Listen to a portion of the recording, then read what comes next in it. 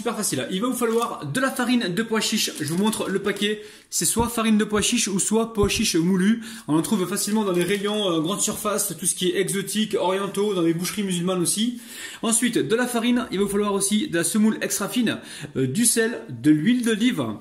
Vous allez également avoir besoin d'eau ici et de levure sèche. J'ai mis déjà la levure sèche dans l'eau pour gagner du temps. Alors, vous inquiétez pas, je vous dirai la quantité exacte. Donc juste en bas de la vidéo, je vous mets tout ça en description. Donc là je mélange le sel avec l'huile ici, la farine et la semoule extra fine. Donc on commence par ça, on mélange rapidement tous ces éléments. Alors on fait ça surtout pour répartir le sel partout dans la farine et dans la semoule. Une fois que c'est fait, on verse l'eau ici. Hop là, hop là, la cuillère reste là, Khenza. Ça c'est les effets du ramadan les amis. Déjà l'intro j'ai mis 3 minutes pour la faire. Allez, je rassemble tout ça. L'objectif maintenant c'est de récupérer une boule de pâte. Allez, on vient ramasser toute la matière sèche qui se trouve directement dans le plat. Alors là je me rends compte que j'ai oublié de mettre la cuillère à soupe de miel. On la met maintenant, c'est pas grave, vaut mieux s'en apercevoir avant qu'après la cuisson les amis. Alors là, on va pétrir cette pâte. Vous la pétrissez pendant environ 4 minutes, 4-5 minutes. Alors évidemment, vous êtes débactérisé les mains au vinaigre. Alors soit vous choisissez cette méthode de pétrissage, c'est-à-dire vous plaquez la pâte contre votre plat, ou soit vous faites comme ça, comme faisaient nos grands-mères et nos mamans, tajino quoi. Vous écrasez comme ça avec la paume de la main. Vous ramenez la pâte vers vous, hop, et vous écrasez comme ça. On fait ça pendant environ 4 minutes.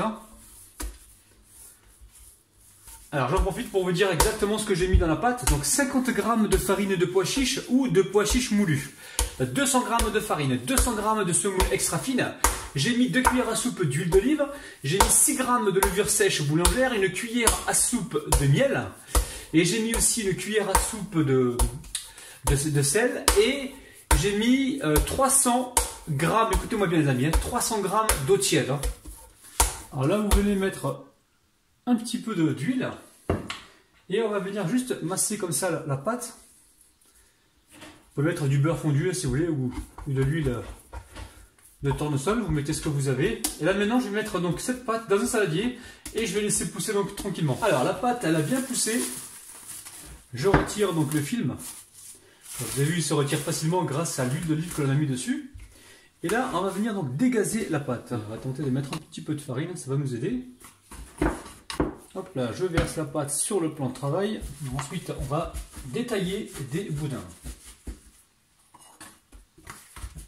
Ensuite, on va détailler des boudins. Ensuite, vous récupérez les pâtons comme ça. On vient ramener donc les extrémités vers l'intérieur, comme ceci, c'est super facile.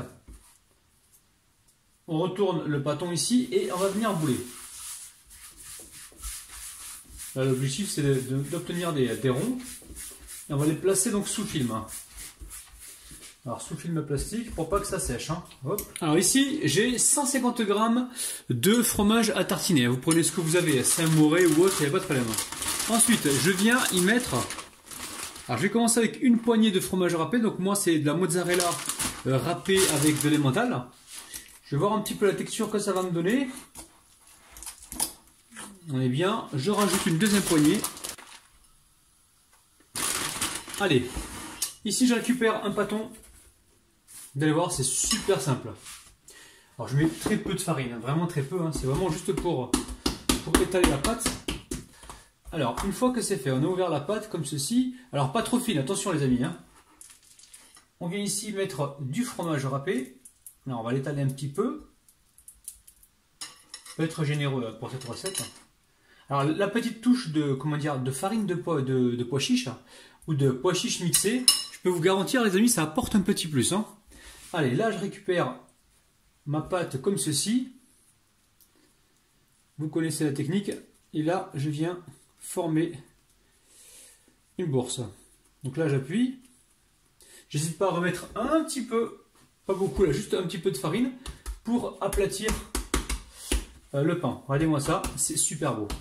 Donc on aplatit un peu le pain parce que si vous le laissez trop épais les amis, trop épais. Si vous le laissez trop épais les amis, le côté là va pas cuire. Donc là, on va essayer de le garasser un petit peu. Et dans la poêle, vous pouvez mettre un petit peu de beurre, un petit peu d'huile pour cuire ces petits pains. Et là, n'ayez pas peur les amis, hein, puisque la pâte elle est pas trop fine, donc elle risque pas de craquer. Alors cette recette elle est valable pour ceux qui veulent cuire ça au four, hein. Vous pouvez, il n'y a aucun problème. Hein. Moi je la fais à la poêle parce que je sais que j'ai de nombreux abonnés qui n'ont pas forcément de four, donc j'essaie de m'adapter aussi à eux. Et vous, si vous avez un four, vous pouvez le faire au four, il n'y a aucun problème. Donc là, si vous le faites au four par exemple, il va falloir laisser donc la pâte, une fois que vous avez mis le fromage, regonfler une vingtaine de minutes. Ensuite, vous pouvez toujours les dorer avec un petit peu de jaune d'œuf. Et vous envoyez ça au four, vous allez voir, vous allez avoir un super résultat. Allez, on part en cuisson. La famille travaille toujours votre pâte avec souplesse, tendresse et délicatesse. Alors, bismillah les amis. On le cuit côté soudure en premier. Là on est bien fin, ça va. On fait attention à la température. Et donc on cuit nos pains gentiment. Alors je pense qu'on va le retourner. Hop là, regardez-moi ça les amis. C'est super beau. Attention à la température du feu, hein. Vous surveillez de temps en temps. Et après, on va pouvoir venir les cuire comme ceci, hein, pour bien les cuire sur les côtés.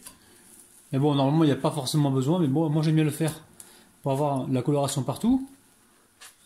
Surtout on surveille. Hein. Alors la famille, regardez-moi ces pains ultra moelleux, c'est un truc de dingue. Je vais vous montrer quand même l'intérieur. Allez, je prends celui-ci. Vous voyez bien les amis, regardez. Le pain, il est ultra moelleux. Et regardez-moi l'intérieur. C'est un truc de ouf les amis. Regardez-moi ça. Alors franchement, refaites la recette.